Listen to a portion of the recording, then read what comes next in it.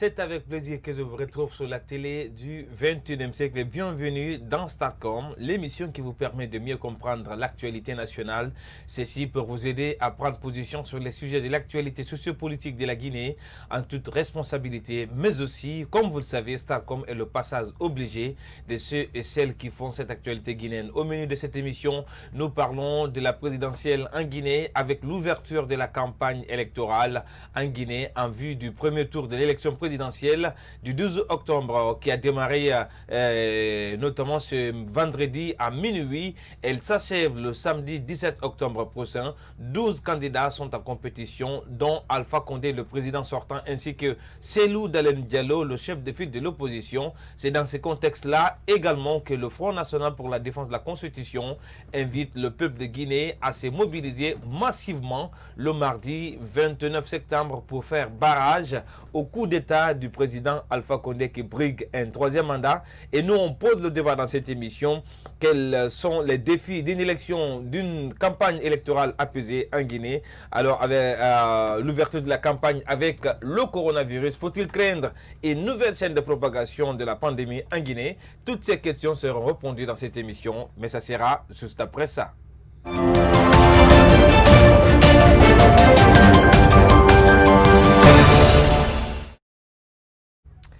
Merci pour votre considération et constance et renouvelez sans cesse à cette émission et plus particulièrement cette émission Starcom. Starcom, c'est l'émission qui vous aide notamment à déplumer l'actualité sociopolitique de la Guinée. Et vous le savez, pour parler de toutes ces interrogations dans cette émission, nous recevons sur ce plateau de l'émission Starcom Dr Edouard Pogomou, président du parti Union démocratique pour le renouveau et le progrès. Il faut rappeler que c'est le candidat recalé pour l'élection présidentielle de 2020. Docteur, tout le plaisir est pour moi de vous recevoir dans l'émission Starcom. Bienvenue à vous. Merci d'être avec nous dans cette émission. Bonjour Monsieur Barry. Je suis très content d'être à vos côtés pour participer justement à votre émission. Il faut rappeler également que nous aurons dans cette émission, pour la 10e partie de l'émission également, un activiste de la société civile qui n'est autre que Monsieur Aboubacar Dora Koïta, président de la ZNCDO, qui également va donner son avis sur l'ouverture de la campagne électorale qui rime avec la pandémie du coronavirus. Alors, docteur, cette première question, c'est vrai que vous avez fait beaucoup de sorties médiatiques. Avec le recul, à quoi se résume votre recalage à l'élection présidentielle? Bien, si vous voulez que nous allions directement au but, notre recalage est, disons, l'expression de la panique qui s'est installée au niveau du RPG. Non mais docteur, soyez oui, sérieux. Je suis panique, très au sérieux. Je suis très au sérieux. Panique si par rapport à quoi? Le panique par rapport à un parti qui est implanté en Guinée. Oui, vous le pensez. Vous le pensez. Quand vous prenez, et je dis souvent aux gens, la popularité, ça ne s'achète pas. La popularité, on n'a pas besoin d'aller corrompre les gens pour y... Il y a une cause, quand elle est populaire, les gens y adhèrent. Mais s'il faut aller distribuer des sacs de riz, des liasses d'argent pour que les gens adhèrent, une fois que ces deux partent, rien ne reste. Ouais. Alors, vous pouvez mettre une équation. Popularité d'un côté, sac de riz plus liasse d'argent de l'autre côté. Prenez sac de riz et comment on appelle, liasse d'argent zéro, la popularité va tomber. C'est ce qui se passe. Pourquoi vous avez recalé? On m'a recalé simplement parce que les sondages que nous avons faits, d'abord, nous avons été saisis par l'électorat qui nous soutient. Encore une fois, je ne suis pas le candidat d'une partie de la Guinée. Mais il y a, chaque parti politique a un bastion. Oui. Le bastion qui nous soutient. La forêt. La forêt qui nous soutenait. Est un bastion qui c'est un bastion auquel on pourrait s'adosser complètement. Alors, si ce bastion-là nous supportait, ça veut dire que cela déjà érodait la base électorale de RPG en forêt.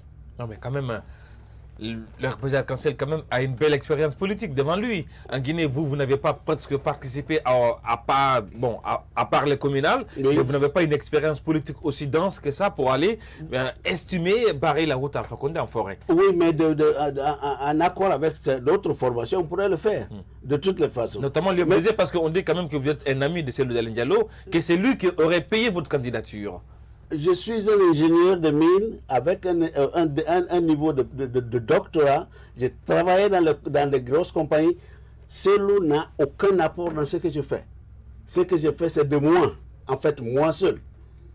Je ne suis pas venu ici, je suis jamais venu tendre la main aux gens ici.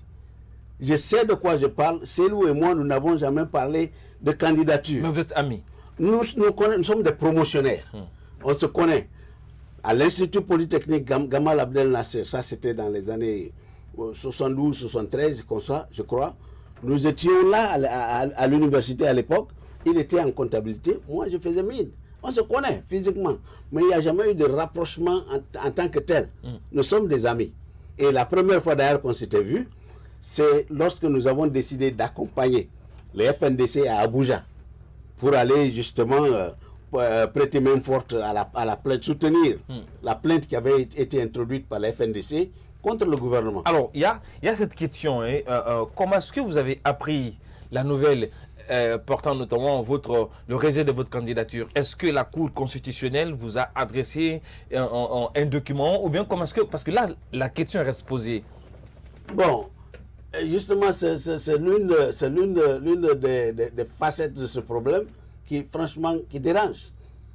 Je n'ai pas appris par voie normale que j'ai été recalé, bien que nous avons pris le temps et toutes les dispositions pour y laisser nos références, notamment le numéro de téléphone. Quand ça ne va pas, avant que le papier ne sorte, il faut au moins qu'on m'appelle pour me dire voilà ce qui est en train de se passer.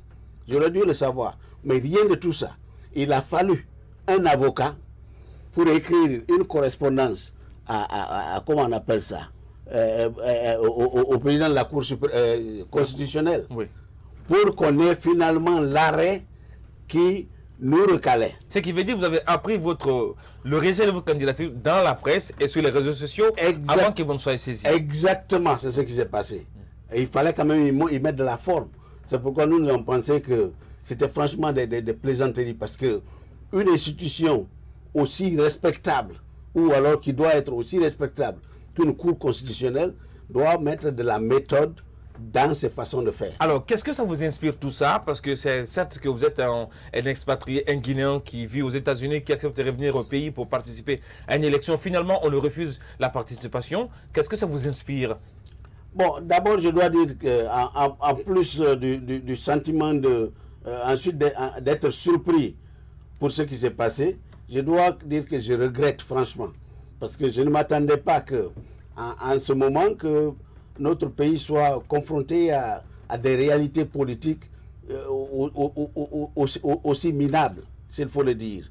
Parce que nous sommes dans une société où nous avions pensé que M. Alpha Condé, avec 40 années de lutte pour instaurer une démocratie, serait quand même l'homme qui devait imposer justement cette démarche. Mais on se rend compte que la recherche de la démocratie était simplement une façon pour lui d'arriver au pouvoir. Parce que ce que nous voyons en Guinée, ce n'est plus une démocratie, c'est une dictature. Alors parlant de ces rejets-là, est-ce qu'on peut dire que de quoi vous êtes victime en réalité? Je suis victime, et notre formation politique est victime d'une injustice à grande échelle. Grande échelle. Parce que nous ne pouvons pas comprendre pourquoi on va nous recaler et on ne nous signifie même pas les raisons pour lesquelles le rejet a été acté. Nous ne connaissons pas. On parle de l'article 42. L'article 42, c'est une série comment on appelle, de concepts qui sont là. Il y a des considérations pour l'immigration. Il faut être guinéen de nationalité. Et vous l'êtes, vous? Je suis guinéen de nationalité. J'ai la double nationalité, bien sûr. On dit qu'il faut jouir de la plénitude, de jouir de ses droits civiques. Je le fais parce que je n'ai jamais été emprisonné. Je n'ai pas fait de détournement, rien. Et on dit qu'il faut être en bonne santé. Bonne santé, ça c'est les trois composantes de l'article 42. L'arrêt ne dit pas spécifiquement, voilà la raison pour laquelle Dr Zoutomou a été recalé. J'aurais voulu, et je profite justement de ce temps d'antenne, pour demander à la Cour constitutionnelle de prendre contact avec toutes les équipes qui étaient là, qu'on me pointe du doigt la raison pour laquelle j'ai été recalé. Je leur donne la permission de le faire, que ce soit des questions médicales ou tout. Mais je ne veux pas qu'on dise seulement article 42, c'est très vague. Alors, Cette dernière question, notamment sur ces rejets de votre candidature, c'est vrai qu'aujourd'hui, il y a beaucoup de langues qui s'affrontent notamment sur la question. Alors, à qui vous imputez la responsabilité? Est-ce que c'est l'entourage du chef de l'État, notamment vos frères de la forêt qui aujourd'hui sont ses ministres, ou bien c'est... voilà, pour quelle raison? À qui vous imputez la responsabilité? C'est ce que je voudrais vous dire. Je dis que l'annonce surprise de la candidature de Cellou, pour nous qui sommes des observateurs, a semé une sorte de panique dans les rangs du RPG. Parce que Cellou avait dit au départ qu'il ne participait pas. Et c'était d'ailleurs la ligne de tout le FNDC. Par la suite, ils se sont ravisés quand ils ont pris le pouls de leur électorat. Et il a présenté sa candidature. C'était déjà un problème pour le RPG Arc-en-Ciel au niveau de cette zone. Rappelez-vous, c'est cette zone où le RPG allait rempiler la forêt. La forêt. Ouais. Où le RPG allait rempiler dans toutes les élections. C'est la zone neutre politiquement en Guinée. Oui, parce que sur la liste, vous êtes le seul candidat ressortissant de la forêt. Non, il y a d'autres ressortissants de la forêt dans la course. Oui. Il y a Ousmane Doré. Ah oui, mais ça c'est... Voilà, oui, et il y a M. Kourouma. Oui, Ablaye Kourouma, RRD. Voilà. Eux aussi sont de la forêt. Mais vous êtes le candidat inconnu, donc du coup... Non, pas le candidat inconnu de cette façon. Bon, ouais. Ça dépend de votre appréciation. Ouais. Alors, lorsque Cellou a présenté sa candidature, personne ne s'attendait peut-être à notre candidature parce que nous étions en train de faire les sondages à l'interne. Notre base nous a dit que la seule raison pour laquelle on va vous suivre cette fois-ci, c'est de présenter une candidature. Notre base, à partir de Yomou jusqu'à Kislou et même certaines zones ici en bas de côte. En un mot, c'est l'entourage l'entourage du chef de l'État qui lui notamment les fils de la forêt. Les fils de la forêt, ils se connaissent. Qui ont dit au président, voilà, nous n'avons pas peur de la candidature de Cellou. Là, franchement, on peut lui barrer le chemin. Mais il y a un fils de la forêt qui a posé une candidature qui semble avoir justement le support de sa communauté. Et vous l'avez compris, c'est tout ce qu'on pouvait dire, notamment sur les dessous du rejet des candidatures du docteur Edouard, notamment Jotomou Pogomou, à l'élection présidentielle du 12 octobre 2020. Nous, on va aller avec un élément de reportage qui, notamment, illustre l'ouverture de la campagne. Mais les citoyens, quant à eux, ont leur point de vue sur cette ouverture, sur le démarrage de la campagne. On suit l'élément de reportage et on revient après dans cette émission pour parler de l'élection présidentielle qui rime avec Covid-19. Faut-il craindre une nouvelle chaîne de propagation?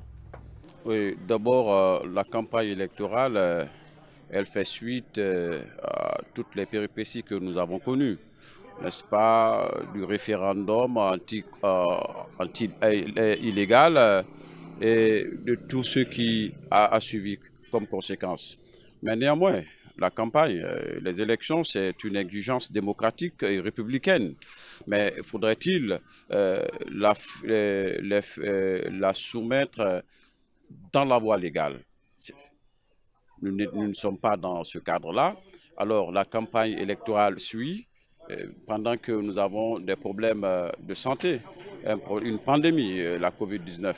Alors nous sommes dans l'obligation de faire très attention puisqu'on a mis de côté la loi, on a mis de côté la légalité constitutionnelle, on fait un forcing pour maintenir le président au pouvoir, mais pendant ce temps, il y a des exigences sanitaires des restrictions sanitaires, des restrictions de mouvement qui nous sont imposées.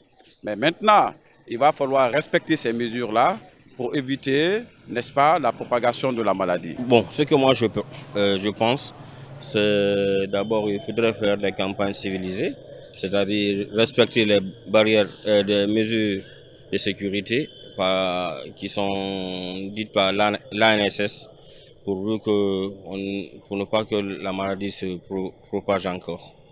Dans ce cas, il faudrait toujours porter des masques et éviter de se regrouper forcément collés l'un à l'autre et prendre des distances. Oui, ce que j'ai ajouté pour la campagne, d'abord, je demanderai à tout un chacun que ce soit quelque chose de concret, d'éviter la violence. Si vraiment vous n'êtes pas d'avis ou vous ne voulez pas sortir pour la campagne, soit vous restez chez vous ou vous laissez les autres sortir faire leur campagne sans problème. C'est ce que moi j'aurais à dire. il y a eu des instructions qui ont été prises, qui ont été données, je veux dire, en tout cas au sein de notre formation politique. Cette fois-ci, les rassemblements de foule là, on va les éviter au maximum possible. Le parti a demandé à ce que nous privilégions les porte en porte, aller voir les gens chez eux, sachant que les mesures barrières sont respectées dans les familles. Moi, je trouve que c'est un peu gauche aujourd'hui avec la campagne et puis la maladie qui sévit encore dans le monde entier. C'est même pas la Guinée. Il y a encore la maladie qui est à nouveau dans les pays où ça a commencé. Bon, moi, ce que je conseillerais à l'administration et au peuple de Guinée, c'est de surseoir à tout d'abord, parce que certes, les élections sont primordiales. Ça va aussi à l'encontre du bon déroulement de la gestion administrative. Mais ce que je conseille, c'est de surseoir actuellement maintenant là, pour ne pas que la maladie se propage encore plus davantage. Et c'était la réaction des citoyens sur l'ouverture de la campagne qui rime avec cette peur au ventre au niveau des citoyens se concernant une nouvelle chaîne de propagation de la pandémie Covid-19 en Guinée. Alors, docteur, quand même, c'est vrai que vous venez d'un pays, les États-Unis quand même, qui est touché par cette maladie, la Guinée également. Alors, est-ce que comment est-ce que vous avez appris ou quelle est votre position sur l'ouverture de la campagne en Guinée, malgré l'existence notamment de l'état d'urgence sanitaire? Bon, normalement, on aurait dû surseoir à toute tentative de pouvoir programmer des élections pendant la pandémie. Ça a commencé en mars avec le double scrutin. Le double scrutin est arrivé en pleine pandémie. Nous avions pensé que les autorités allaient mettre l'intérêt sanitaire du peuple en avant et essayer de repousser justement ces élections. Mais ça ne s'est pas fait simplement parce que M. Alpha Condé avait déjà préparé un plan. Il fallait tout faire pour que ce double scrutin-là se passe et au forceps. C'est ce qui s'est passé. Alors, la même chose qu'il est en train de préparer. Ne pas aller maintenant, va encore lui ouvrir le boulevard pour faire un autre forcing. Et au forceps, il obtiendra ce qu'il veut. Est-ce qu'il faut avoir peur aujourd'hui? Parce que quand même, c'est vrai que l'État lui-même n'est pas le bon exemple en ce qui concerne notamment le respect des mesures barrières. Oui. Mais est-ce qu'il faut craindre avec l'ouverture de la campagne aujourd'hui, en réalité, par rapport à une nouvelle chaîne de propagation? Oui, il faut absolument craindre ça parce que toutes les institutions sanitaires dans le monde conseillent justement de respecter ces mesures barrières. Or, on ne peut pas organiser des élections sans prendre le risque de mettre les gens à proximité, les personnes à proximité les unes des autres. Bien. C'est ce qui va se passer. C'était tout ce qu'on pouvait dire pour cette première partie de l'émission Starcom avec notre invité du jour, Dr Edouard, candidat recalé pour l'élection présidentielle de 2020 en Guinée. On marque une courte pause, on revient juste après avec notamment une deuxième partie de cette émission, de l'émission Starcom sur les défis de la campagne électorale pour notamment une sortie heureuse de cette campagne électorale avec ce qui se passe en Guinée. Mais la réponse à toutes ces questions, ça sera juste après.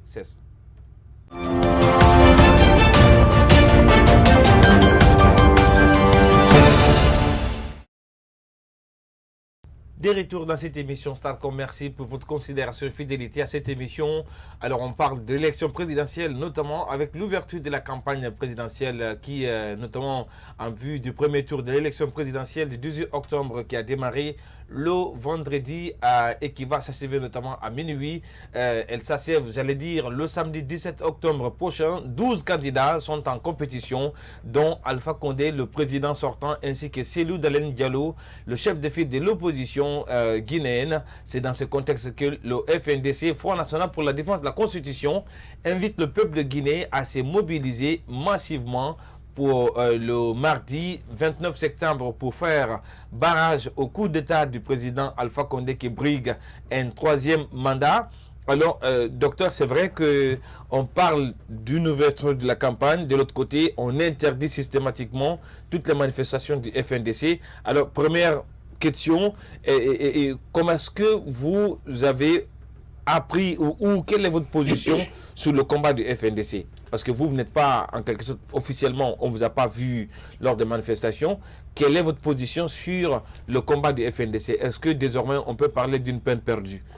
Bon, je dois faire une petite correction. Oui. Vous dites que je ne suis pas du FNDC. Non, je pose la question. Est-ce que vous êtes du FNDC? Je reviens dessus donc. Je suis effectivement du FNDC. Nous avons commencé à animer une branche du FNDC aux États-Unis. Et de là, moi, j'étais rentré en fait pour aller prendre part, encore une fois, accompagner les autres membres du FNDC qui allaient à Abuja pour défendre ou supporter, apporter leur concours à la plainte qui a été déposée contre le gouvernement guinéen et beaucoup d'autres gouvernements, les 14 autres gouvernements en fait de la zone CEDEAO. Le FNDC... Alors, si vous permettez, on va aller sur le terrain rapidement pour avoir l'avis d'un acteur de la société civile. C'est notre autre que M. Aboubakar Dora Koïta, président de la plateforme Jeunesse de la CEDEAO. Monsieur Koïta, bonjour et bienvenue dans l'émission Starcom sur la télé du 21e siècle, Star 21 TV. Bonjour, mon cher frère, bonjour à vos milliers de téléspectateurs. Alors, il y a cette première question qui se pose parlant de l'ouverture de la campagne présidentielle en Guinée, qui rime avec notamment l'état d'urgence sanitaire, cette crainte par rapport à une nouvelle scène de propagation. Vous, de votre côté, comment est-ce que vous avez, quelle est votre position sur l'ouverture de la campagne malgré l'état d'urgence sanitaire en Guinée? S'il vous plaît, posez la question, t'as craché, je n'ai pas bien saisi la question. J'ai dit, quelle est la position que vous avez vis-à-vis de l'ouverture de la campagne, malgré que le pays soit toujours sur l'état d'urgence sanitaire en tant qu'acteur de la société civile? Concernant la campagne électorale, je pense. Oui, avec Covid-19, quelle est votre position là-dessus? Ok, merci beaucoup. Je pense que la campagne a été lancée conformément à la loi et conformément aux dispositions du code électoral en vigueur. Mais au même moment, comme on a l'habitude de le dire, quand il y a des situations exceptionnelles, il faut des mesures exceptionnelles. Ouais. Nous pensons qu'on pouvait faire l'économie des mobilisations grandioses à cette période sanitaire très critique et qui d'ailleurs frappe le monde entier. Et en ce qui me concerne, l'analyse que je fais de la campagne électorale, je pense qu'il y a essentiellement deux volets qu'il faut avoir. Ouais. Et le premier volet, c'est le volet mobilisation. C'est la mobilisation grandiose qui se fait aujourd'hui à travers le pays.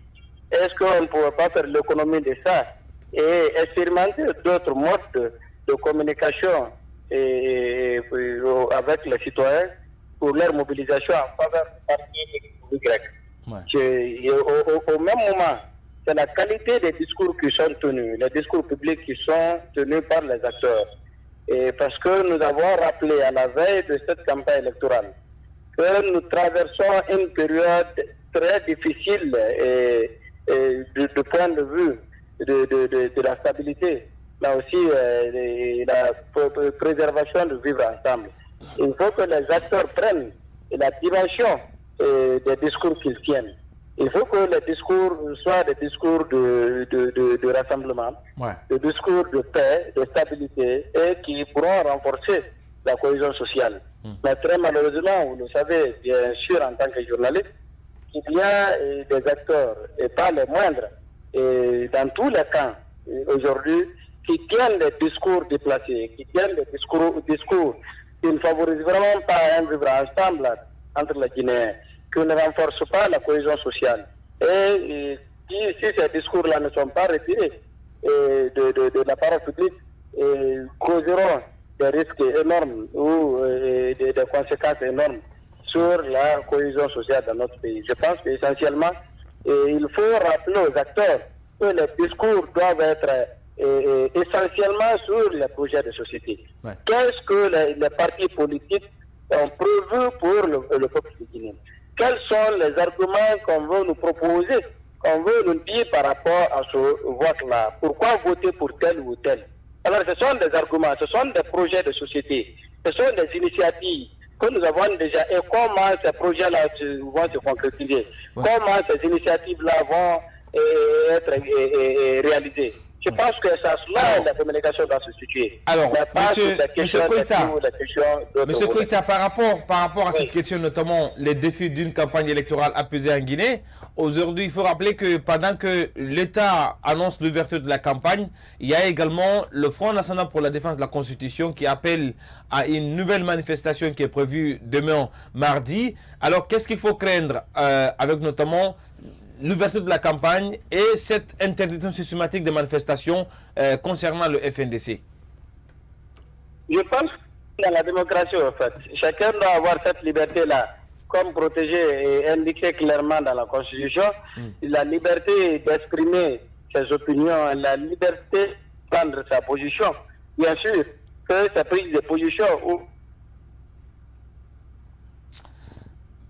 Apparemment, nous avons un petit souci technique avec notre invité au bout de fil qui n'est autre que M. Aboubakar Dora Koïta, président de la plateforme jeunesse de la CEDEAO. Alors, je reviens sur ce plateau avec notre invité. C'est vrai, on parlait de votre position vis-à-vis du FNDC. Oui, encore une fois, comme je l'ai dit, nous sommes du FNDC. Comme j'ai eu à rappeler tantôt, nous n'avons pas fait une demande écrite pour intégrer le FNDC. Nous y sommes arrivés par conviction et par détermination. C'est cette conviction et cette détermination qui nous ont amenés à les accompagner. Ouais. Maintenant, nous sommes là. Le FNDC met une facette de cette... C'est comme si on était dans un champ de guerre. Non, mais c'est un combat perdu d'avance quand même. Non, le combat n'est pas perdu. Pendant qu'on parle de campagne présidentielle pour l'élection présidentielle, Alpha Condé est candidat. Oui. Le FNDC appelle à manifester pour barrer la route en troisième mandat. Pour moi, quand même, on doit tourner la page à tout cela. Pour non, je ne suis pas d'accord. Je ne suis pas d'accord avec votre assertion. Jusqu'à ce que le vote se fasse. Parce qu'il peut y avoir... Les gens peuvent aller voter, mais le résultat peut être annulé. Le résultat peut ne pas être... voilà, il peut ne pas avoir de résultat. Donc le FNDC est en train de mener une facette de cette lutte. Nous disons que aller aux élections et aller avec le FNDC sont deux facettes complémentaires du même combat. Parce que ceux qui vont aux élections aussi veulent freiner Alpha Condé. Ceux qui sont en train de manifester veulent aussi freiner Alpha Condé. Donc il n'y a pas de raison qu'il y ait une contradiction entre les deux. C'est la raison pour laquelle quand au niveau du FNDC, la décision a été prise d'exclure les partis. Notamment vous, c'est qui? Moi-même, oui. Et puis peut-être Célou et plein d'autres. Oui. J'ai trouvé que c'était... on n'est pas sorti du cadre conventionnel de réflexion. C'est-à-dire quand il y a une question qui est posée, il faut l'analyser sous tous ses aspects. Donc ce qui veut dire que vous n'avez pas compris le fait que le FNDC puisse décider notamment d'exclure les partis qui... On n'a pas compris ça, parce que justement, si nous étions opposés, nous disions que nous allions supporter Alpha Condé, ce serait autre chose.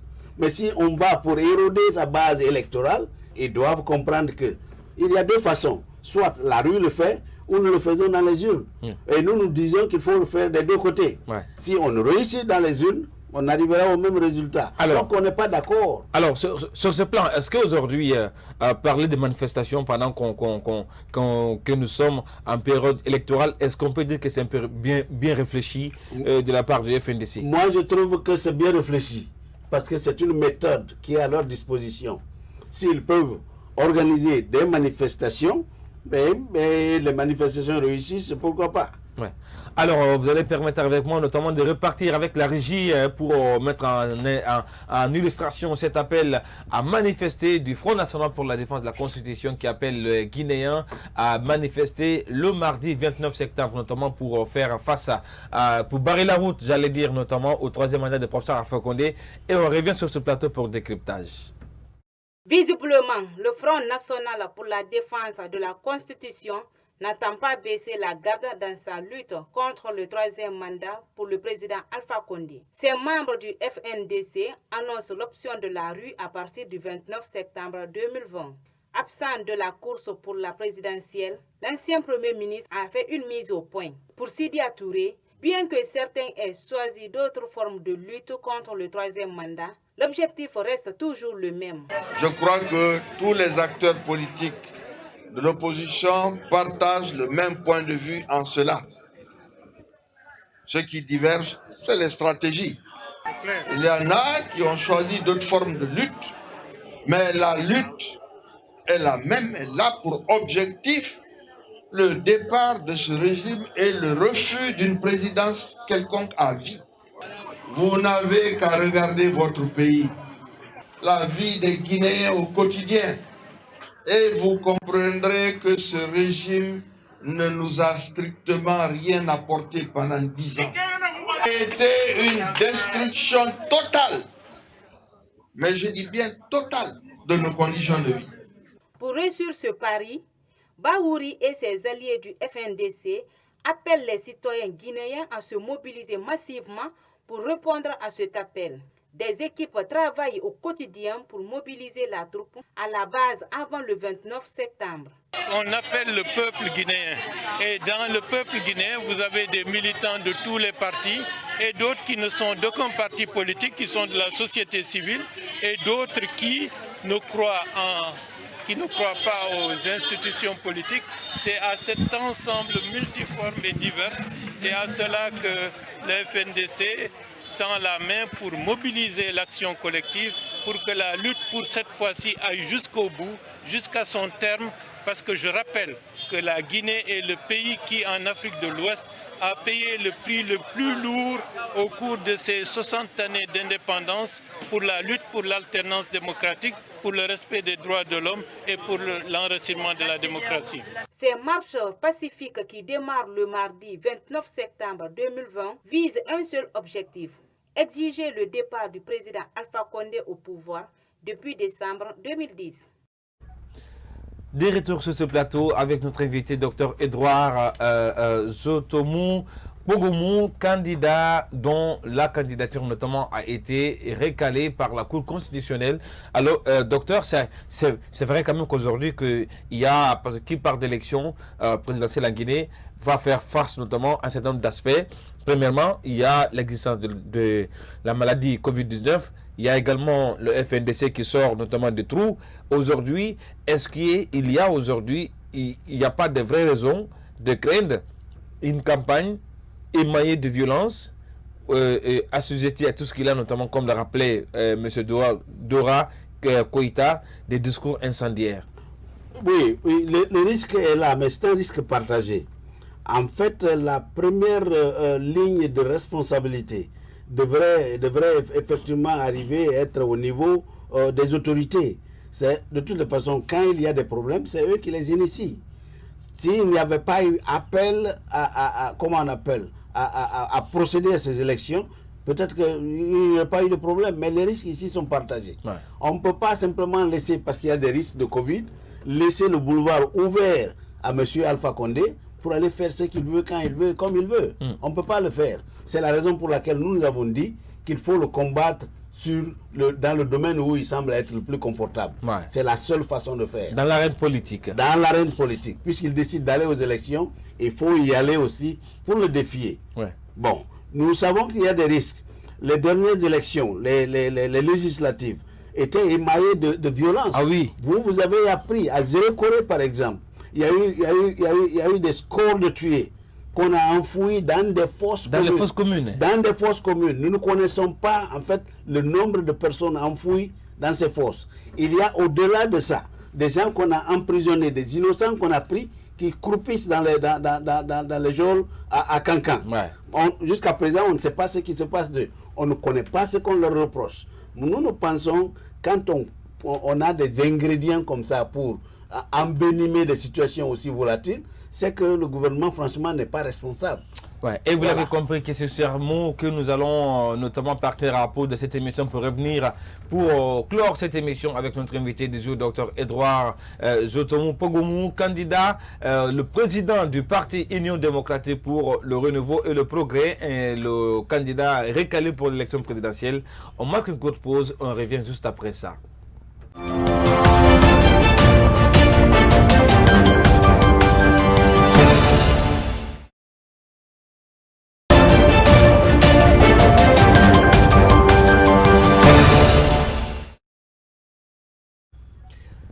Merci pour votre considération et fidélité à cette émission. Alors, docteur, on va parler de cette élection et plus particulièrement désormais la campagne électorale. C'est vrai qu'aujourd'hui, quand on prend la cartographie de la Guinée sur le plan des régions, il y a une région aujourd'hui qui donne beaucoup à réfléchir, c'est la région forestière. Oui. Et avec votre récalage en termes de candidats, parce que notamment pour l'élection présidentielle, est-ce qu'on peut dire que aujourd'hui, vous de votre côté, on ne peut pas avoir peur en termes notamment de remous entre les ethnies des communautés du côté de la forêt, parce qu'on va dire que c'est elle qui a exclu notre candidat au profit de leur candidat? Bon, effectivement, c'est le sentiment qui se dégage de part et d'autre. C'est le sentiment qui se dégage à certains niveaux. Ouais. Mais nous sommes des légalistes. Encore une fois, ici à Conakry, les gens ont failli démontrer, faire des démonstrations. Marcher dans la rue, c'est nous qui avons protester contre le rejet de notre candidature. Ouais. Mais nous avons estimé, en le faisant, connaissant bien comment on appelle les scrupules du régime, on les aurait infiltrés et puis provoquer une sorte de pagaille, alors qu'il allait inviter justement peut-être les forces de défense et de sécurité dans le jeu. S'il y a carnage, la responsabilité va tomber sur nous. Nous leur avons dit non, nous ne voulons pas que les gens sortent. Faites-le dans l'enceinte de notre siège. C'est là qu'ils se sont retrouvés avec les médias et tout. En forêt, effectivement, il y a des risques. Il y a des risques. Mais nous avons dit, à notre image, nous avons pris certainement un coup dur, mais qui n'a duré qu'un jour. Ouais. Nous nous sommes dit qu'il ne fallait pas rester justement à terre et qu'il faut transformer toute cette frustration en vote contre Alpha Condé partout en Guinée forestière. Et nous sommes justement dans cet alignement et nous sommes dans cette logique. C'est ce que nous allons faire. Oui. Alors aujourd'hui la question est parce que c'est vrai que vous dites que vous refusez de tomber dans le jeu du pouvoir, notamment la manifestation pour après vous impéter la responsabilité. Alors vous dites que vous préférez le battre dans les urnes. Oui. Alors quelle est votre consigne de vote? Oui, pour le moment, ça, je veux vous dire que nous sommes en discussion avancée avec l'UFDG. L'UFDG fait partie justement. Non, mais c'est le parti le plus en vue, sincèrement, parce que là, c'est... Oui, mais c'est vous qui le dites aussi. Nous sommes en train de considérer beaucoup d'aspects. C'est vrai, l'UFDG, c'est le parti le plus en vue. Et disons-le, du point de vue implantation et organisation, ils sont quand même à un niveau un peu plus élevé que les autres. Mais cela ne veut pas dire qu'il faut balayer les autres d'un revers de la main. Non. Nous prenons chaque parti à sa valeur. Nous allons considérer la possibilité pour un parti politique de pouvoir gagner les élections, ces élections-là. L'objectif reste le départ d'Alpha Condé. Alors, si on peut rentrer dans des alliances qui nous permettent de renvoyer M. Alpha Condé de la présidence, nous allons le faire. Ouais. Et nous sommes en tout cas très avancés. Alors, parlant de campagne électorale, c'est la période notamment des beaux discours où on fait croire aux citoyens que tout est possible. On peut vous conseiller des mots et des merveilles. Et parlant notamment de la forêt, aujourd'hui, il y a plusieurs fils de la forêt qui meublent le gouvernement et qui sont proches de la gestion, qui sont dans la gestion d'Alpha Condé. Aujourd'hui, quelle lecture faites-vous de l'apport de ces fils de la forêt aujourd'hui qui sont avec Alpha Condé et qui vont tenir encore campagne dans la forêt comme toujours ils l'ont fait? Oui, justement, les fils de la forêt dont vous parlez ne sont là que pour garantir leurs intérêts personnels. Ça n'a rien à voir avec, comme on appelle, les objectifs de développement de la forêt. Aller en forêt aujourd'hui, encore une fois, je l'ai dit, vous rentrez en forêt, on dirait que vous êtes dans un empire médiéval. Bon. Et oui, c'est ça la réalité. Appelons les choses par leur nom. En forêt, la misère, alors elle est noire, elle est complète. Et je sais que c'est pratiquement la même chose dans toute la Guinée. Ah oui. Mais pour le cas de la forêt, pour le cas de la forêt, c'est un peu spécifique. C'est un peu spécifique. Ouais. Depuis près d'une dizaine d'années, entre Guéguédou et Kondébadou. Ah oui. Voilà un tronçon. Alors ça me rappelle 82 km. Voilà. Oui. Il y a le tronçon Zérékouré-Yomou qui est coupé. Une soixantaine de kilomètres. 63 km pour être exact. Ouais. Alors quand il y a un gouvernement dont la responsabilité régalienne est effectivement de prendre à bras le corps tous ces projets, ne serait-ce que permettre aux gens de pouvoir quitter un point A, aller à un point B. Ou de drainer les denrées. Drainer les denrées. Si ça ne se fait pas, on ne peut pas dire que le gouvernement effectivement tient compte comment on appelle, des besoins de développement de cette contrée. À qui la faute? La faute est au gouvernement. Non, mais pas la faute est au gouvernement, ouais. Parce que la gestion justement des projets n'est pas dirigée de façon transparente. Les offres, les appels, il n'y a même pas d'appel d'offres. Je crois que c'est des marchés qui sont attribués de gré à gré. Alors on ne tient pas compte même de la performance et de la capacité de réaction de ceux à qui on confie ces projets. Alors, parlant de cette campagne électorale, je rappelle que dernièrement, il y a eu une descente musclée lors d'une réunion tenue par des chefs coutumiers de la moyenne de basse Guinée forestière du côté d'Ibreka, notamment c'est le Kuntigi et la Serouna. Il y a également cette tension qui reste en l'air du côté de la forêt, en ce qui concerne notamment les accrochages entre les Koignaké et les Kbélé. Aujourd'hui, on nous parle de réconciliation. Est-ce que vous pensez qu'aujourd'hui, c'est possible de parler d'une élection apaisée en Guinée avec tout ce qu'on a comme étincelle dans l'air et qui sert juste de braise pour que le feu puisse redémarrer? Oui, mais justement, le conflit dont vous parlez, c'est le professeur qui est en train de les exacerber. Parce que c'est lui qui a utilisé justement la division des ethnies comme une sorte de tremplin pour lui pour se maintenir au pouvoir. C'est lui qui a créé la division. Ce n'est pas seulement en Guinée forestière qu'il l'a fait.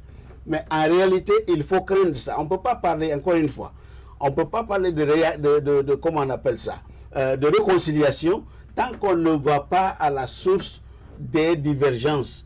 Le problème qui est là en Guinée, tout ce problème au niveau des ethnies, c'est un problème qui a été posé et entretenu. En tout cas, dans la forêt, quand même, il y a eu beaucoup de cas. Il y a Zokota, il y a le massacre de Zokota, beaucoup de victimes. Et aujourd'hui, la zone n'est pas aussi stable que ça. Parce que le Libéria, on ne peut pas dire que c'est un pays de référence en termes de paix. Ça, quand même, aujourd'hui, pour celui qui connaît la forêt, il y a forcément de quoi craindre. Effectivement. C'est-à-dire, les gens ont un ras-le-bol. Quand vous montrez à des gens qui sont une dernière catégorie de citoyens, c'est comme ça. On les a poussés, ils sont à un niveau où on dirait des fauves blessés. Wow. Et c'est ce qu'il faut craindre.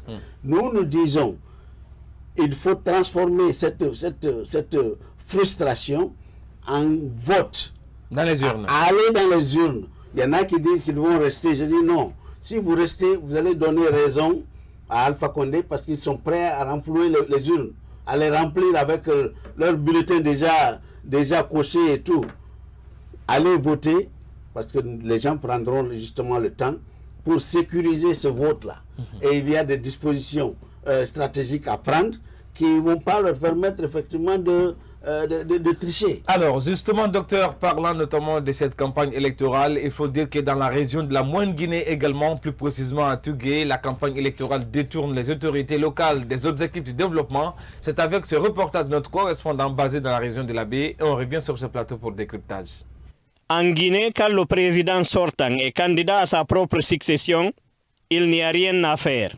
Les administrateurs territoriaux à la base abandonnent tout et se mobilisent pour sa réélection dès le premier tour, aux grandes dames de la neutralité de l'administration. Nos besoins prioritaires sont nombreux, mais c'est que à l'heure actuelle, nous sommes tous focalisés sur les événements qui sont en vue, surtout les élections du 18 octobre 2020.